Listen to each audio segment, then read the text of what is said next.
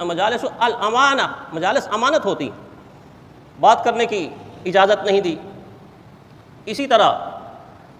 مجلس میں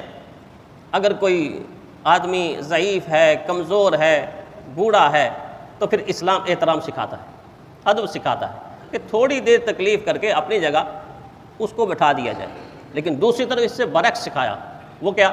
کہ کوئی آدمی یہ امید لے کے نہ آئے کہ کوئی اٹھے گا اور میں بیٹھوں گا۔ ایک ادب یہ سکھایا کہ اگر مجلس موجود ہے، لوگ موجود ہیں،